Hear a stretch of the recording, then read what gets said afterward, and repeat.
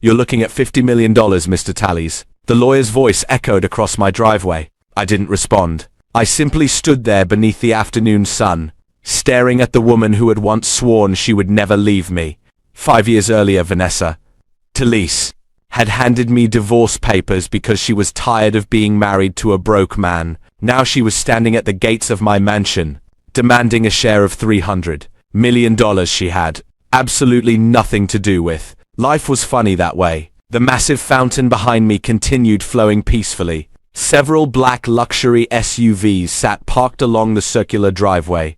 The mansion towered above everyone, present like a symbol of everything she once claimed I would never become. Yet there she stood, Vanessa Tallies, my ex-wife. Beside her stood two expensive attorneys, Anthony Brooks and Daniel Carter.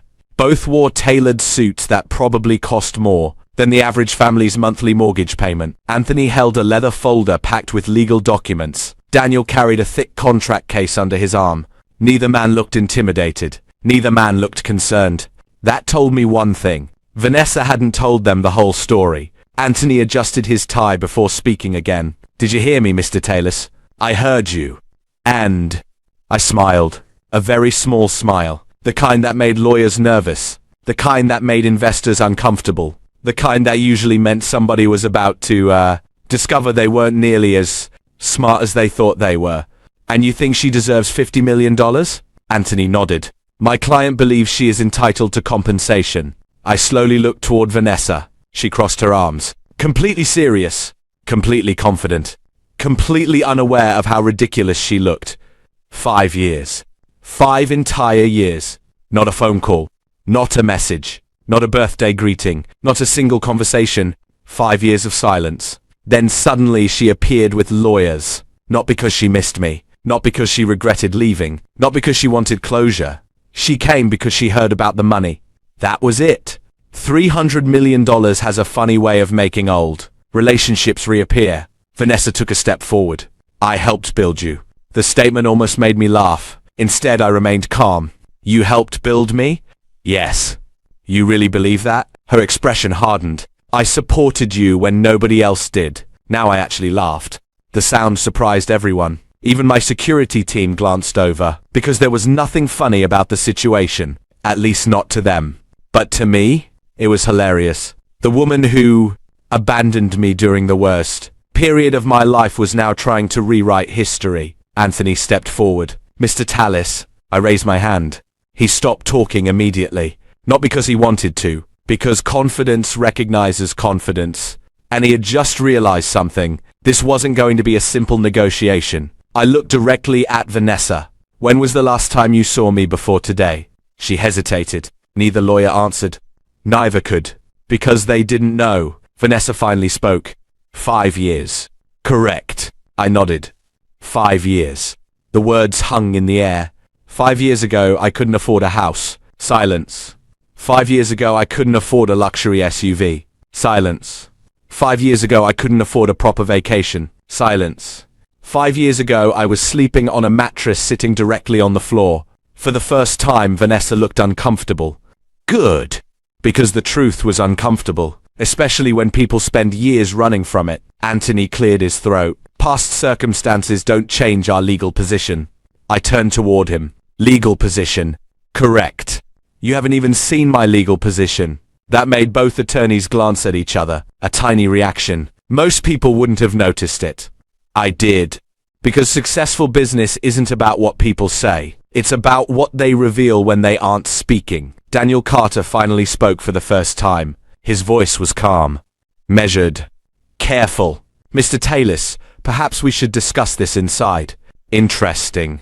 Very interesting. Unlike Anthony, Daniel wasn't acting aggressive. He was studying, observing, trying to understand why I wasn't nervous. Smart man. Dangerous man. The best attorneys don't talk the most. They listen the most. I nodded slowly. We'll talk. Vanessa looked relieved. She probably thought that meant I was willing to negotiate. She was wrong. Very wrong. Before moving, I looked back toward the mansion. Every time I saw it, I remembered where I started. Because 5 years earlier, my life looked completely different. Back then, there were no luxury vehicles. No mansion. No business empire. No articles written about me. No investors calling my phone. No employees depending on me. Back then, I was simply a husband trying desperately to survive. And failing. The collapse began on a rainy Tuesday morning. I still remember the smell of the conference room. Cheap coffee, printer paper. Anxiety. 30 employees sat waiting while senior management stood near the front. Nobody smiled. Nobody joked. Nobody looked comfortable. Then the announcement came. Restructuring. Budget reductions. Position eliminations. Corporate language designed to make disaster sound professional. 10 minutes later, I was unemployed. I walked back to my desk carrying a cardboard box. My personal belongings barely filled half of it. A family photograph. A notebook. A coffee mug. A few business books.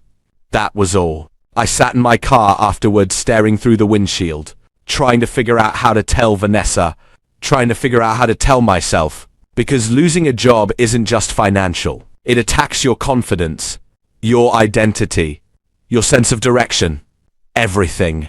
When I arrived home, Vanessa was cooking dinner. She immediately knew something was wrong. What happened? I couldn't answer immediately. The words felt too heavy. Finally I spoke. I lost my job. The room went silent. For a moment, she simply stared. Then she hugged me tightly. It's okay. I still remember those words. It's okay. Back then, she believed them. Back then, we both did. The first month wasn't terrible. We had savings. We had optimism. We had hope. The second month felt different. The third month felt worse.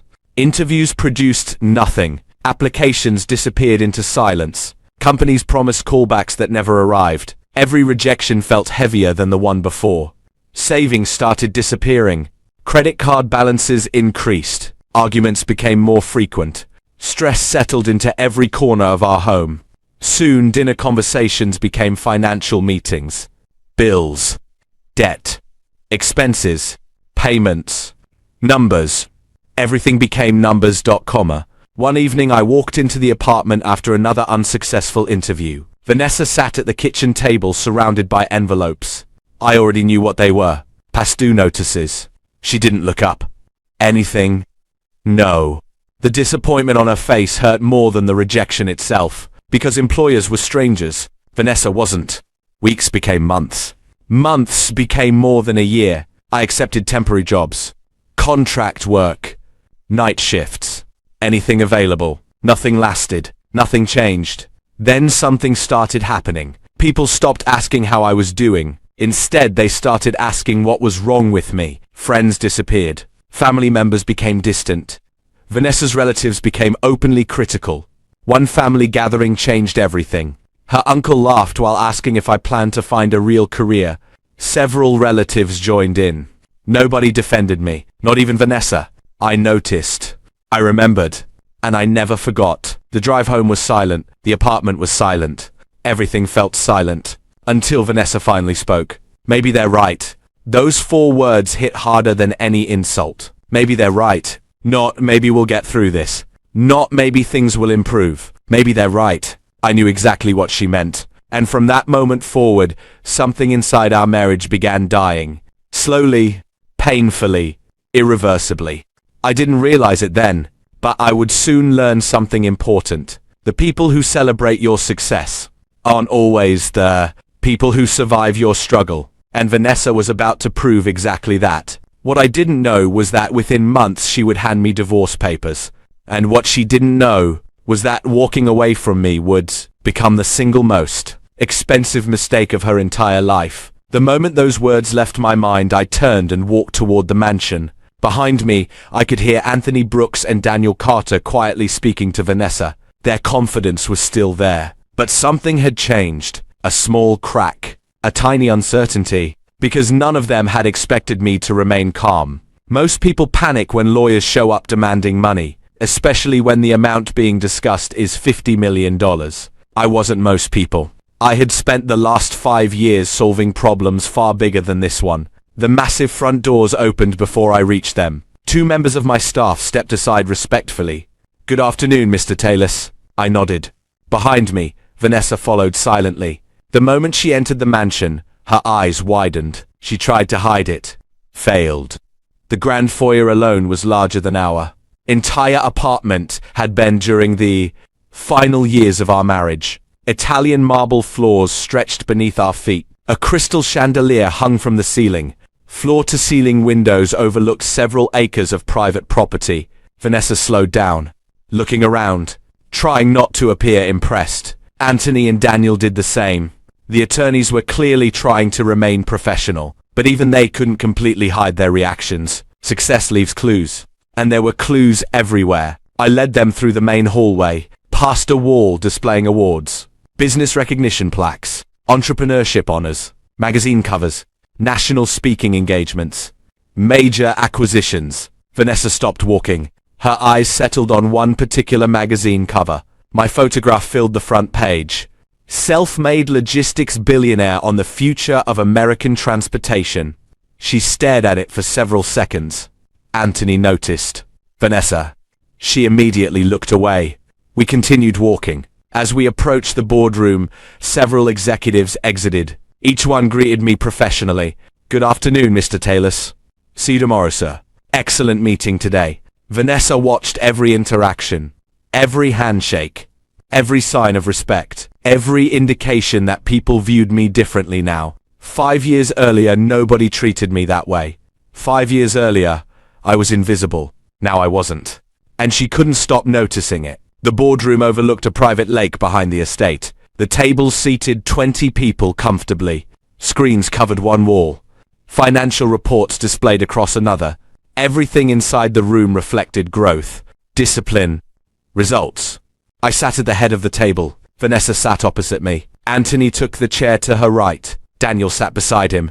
For several moments, nobody spoke. Finally, Anthony opened his folder. Mr. Tallis, we'd like to resolve this professionally. I leaned back. So would I. Excellent. He removed several documents. Our position remained straightforward. I said nothing. Anthony continued. Your current wealth stems from business concepts developed during your marriage. Does it? That is our belief. Daniel slid a document across the table. We've reviewed public records. I glanced down. Business filings, media reports, property acquisitions, investment structures. Nothing surprising, nothing dangerous, nothing useful. I looked back up. Keep going. Anthony folded his hands. Your first company entered the logistics sector. Correct. You worked in logistics during your marriage. Correct. You discussed business ownership during your marriage. Correct. Anthony smiled, as though he had scored a point. I almost felt bad for him. Almost. So your argument is that because I once discussed owning a business, Vanessa owns part of everything I built afterward. Anthony's smile faded slightly. When you simplify it that way, no. Then explain it. He opened his mouth, paused, then carefully chose his words. Our position is that your entrepreneurial foundation was created during the marriage. I couldn't help smiling. Daniel noticed immediately. Unlike Anthony, Daniel wasn't trying to win an argument. He was studying my reaction, trying to understand what I knew. That made him more dangerous. The smartest person in a room is often the quietest one. I looked directly at Daniel. For the first time, he looked away. Interesting. Very interesting. Vanessa finally spoke. You act like I did nothing. I turned toward her. Didn't you? Her jaw tightened. I stood beside you. The statement instantly pulled me back 5 years. Back to the divorce. Back to the apartment. Back to the worst day of my life. I remembered sitting alone after she left. The silence. The emptiness. The humiliation. Most people imagine success starts with opportunity. They're wrong. Success often starts with pain. Pain becomes desperation. Desperation becomes determination. Determination becomes action. And action eventually changes everything. The first year after my divorce was brutal. I failed repeatedly. My first business collapsed within 6 months. My second business never generated profit. My third idea attracted investors, then lost them. Every setback felt personal. Every rejection felt permanent. But I kept going, because eventually I realized something. Nobody cared about my excuses. The market didn't care. Investors didn't care. Customers didn't care. Results were the only language that mattered. Then my breakthrough finally arrived. A regional shipping company needed operational consulting. Nobody else wanted the contract. The company was struggling, losing money, close to shutting down. I accepted the challenge. Not because the money was great, because it was an opportunity. For 4 months I worked nearly every waking hour. 17-hour days. Sometimes 18. I analyzed routes, reduced inefficiencies, restructured processes, eliminated waste. The results shocked everyone, including me. The company became profitable. Word spread. 1 contract became 3. 3 became 7. 7 became 15. Then larger companies started calling, then investors, then partners, then institutions.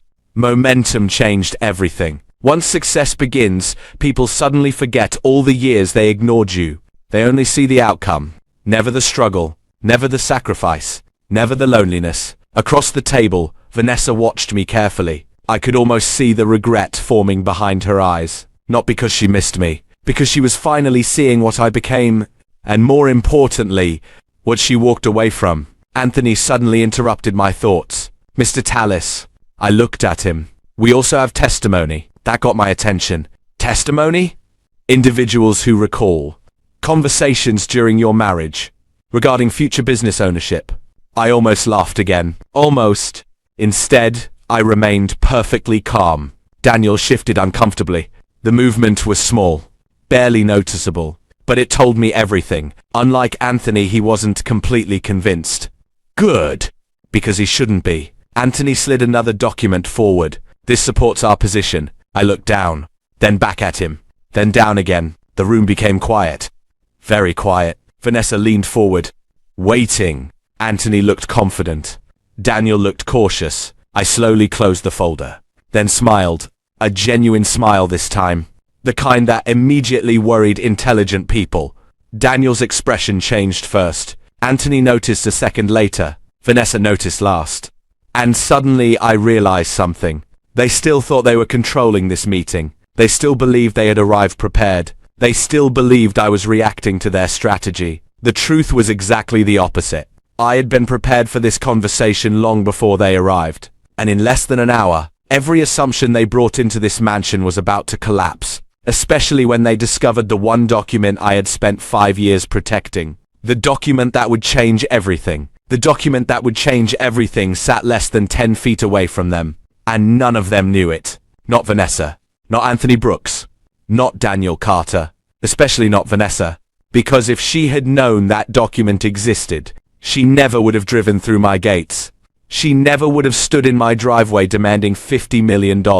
And she definitely would not have hired 2 expensive attorneys to threaten me. I leaned back comfortably. Anthony mistook my calmness for arrogance. It wasn't arrogance. It was certainty. There is a huge difference. Anthony folded his hands. Mr. Tallis, unless we're missing something, our position remains extremely strong. I smiled. You're missing something. What exactly?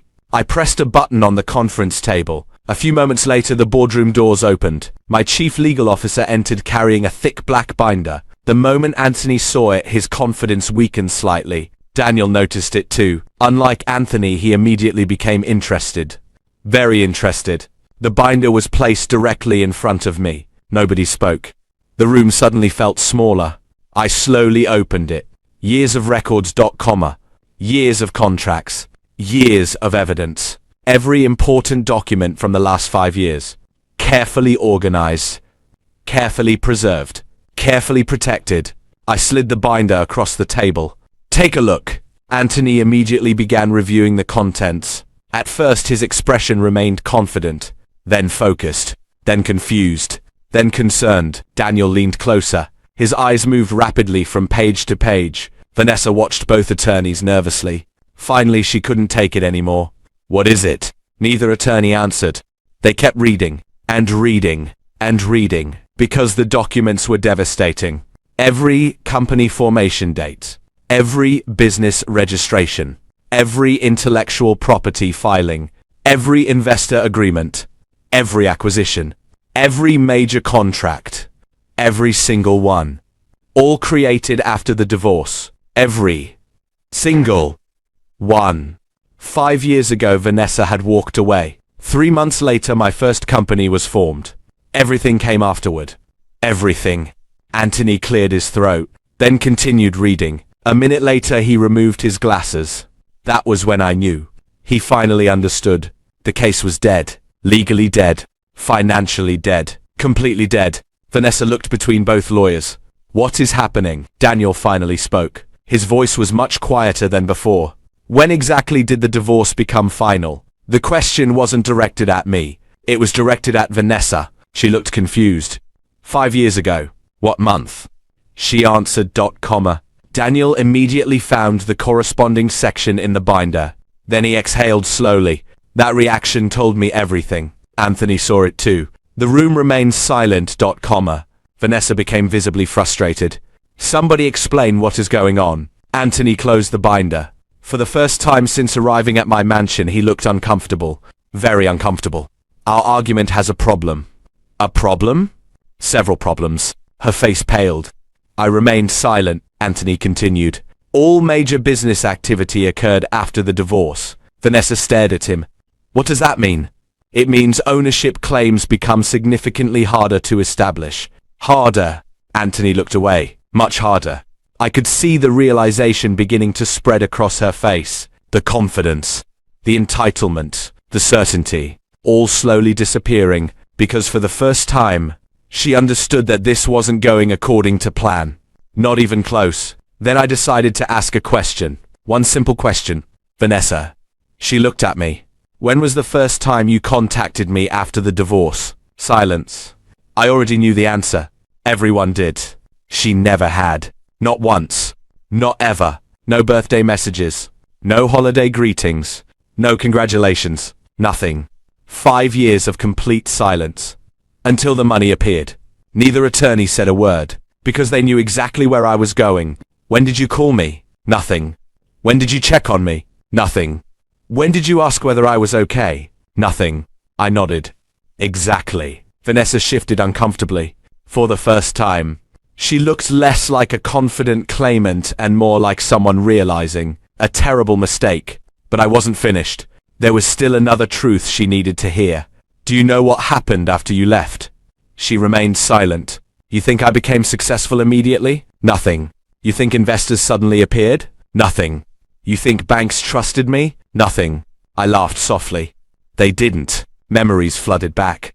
Sleeping in a tiny apartment, working 18-hour days, getting rejected repeatedly, losing money, failing businesses, starting over, again, and again, and again. Nobody saw those years. Nobody celebrated those years. Nobody helped during those years. Success makes people forget the struggle that came before it, but I never forgot. And neither would Vanessa. Not today. Not ever. Daniel finally closed the binder. His expression said everything. He knew. Anthony knew. The claim was collapsing. Fast. Very fast. Then Anthony asked the question I had been waiting for. Mr. Tallis. I nodded. Yes. Why keep records this detailed? I smiled. Because the answer was simple. Because successful people document everything. The room became silent again. Outside the massive windows, sunlight reflected across the private lake behind the mansion. Inside the boardroom, Vanessa looked completely lost. Her lawyers looked defeated. And for the first time since they arrived, I realized they still didn't know the worst part. They still hadn't discovered why Vanessa had really come here, but I had. And the evidence proving it was sitting inside another file waiting in my office. A file that would expose everything, including the secret financial crisis Vanessa had desperately tried to hide. The moment I mentioned Vanessa's financial problems, the entire room changed. Anthony Brooks straightened in his chair. Daniel Carter's eyes narrowed. Vanessa looked like someone had suddenly pulled the ground out from beneath her feet. For several seconds, nobody spoke. Then Vanessa finally broke the silence. What are you talking about? I calmly reached into my briefcase, pulled out another file, and placed it on the conference table. Nobody touched it immediately. Nobody needed to, because the expression on Vanessa's face already told the story. She knew exactly what was inside. Anthony slowly opened the file. His eyes moved across the pages. Then he looked at Vanessa, not as her attorney, as a man looking for an explanation. Vanessa. She looked away. Anthony turned another page, then another, then another. Each page revealed the same thing. Debt. More debt. missed payments, business failures, foreclosure notices, financial judgments. Daniel eventually leaned over and reviewed the documents himself. His reaction was even worse.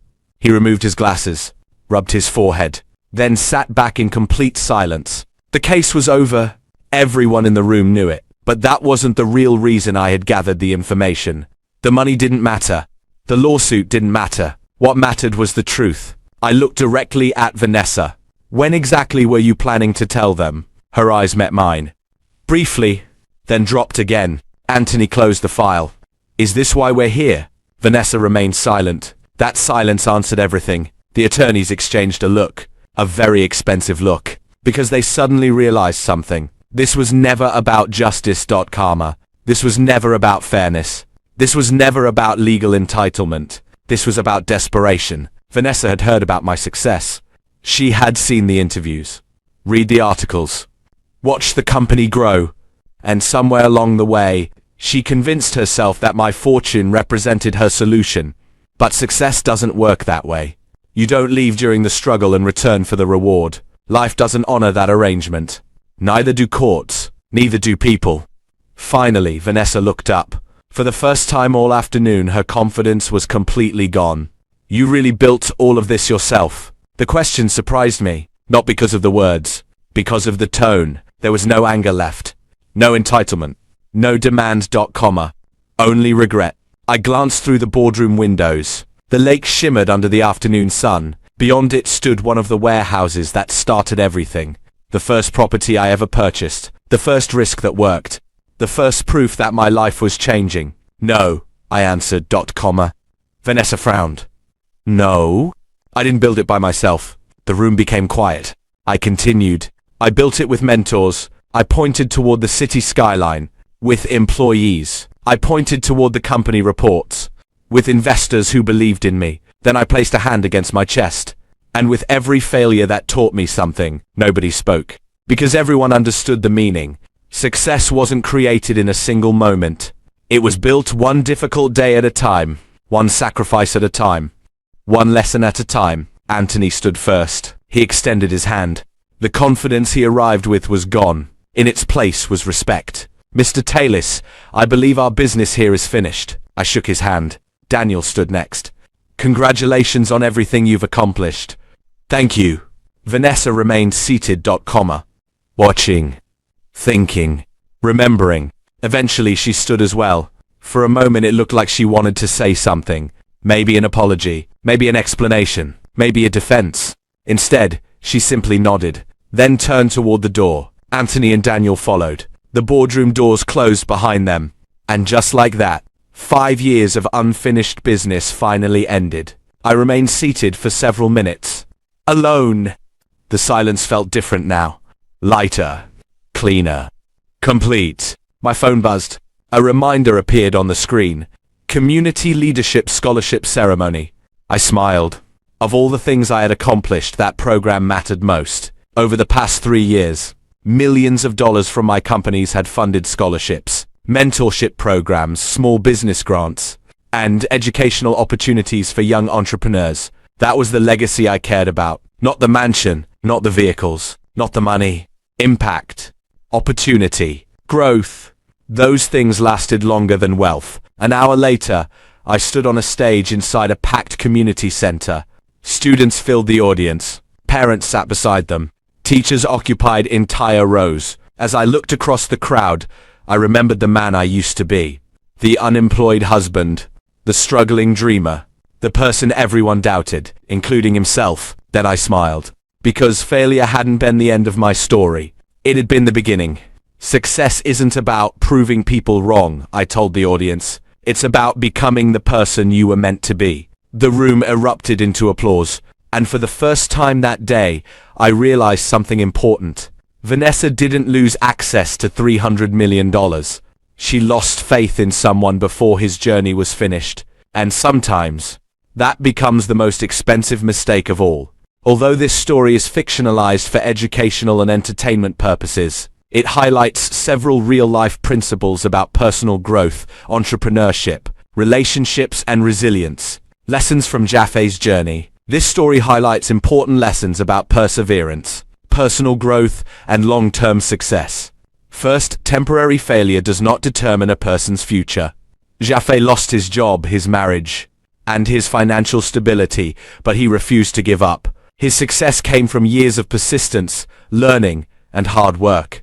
Second, character matters more than circumstances. Money can be lost and opportunities can disappear, but discipline, integrity, and determination remain valuable in every season of life. Third, success rarely happens overnight.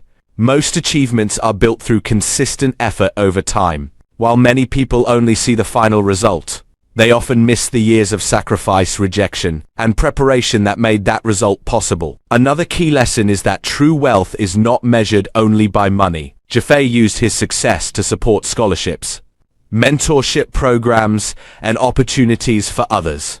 Creating a positive impact often becomes more meaningful than financial gain itself.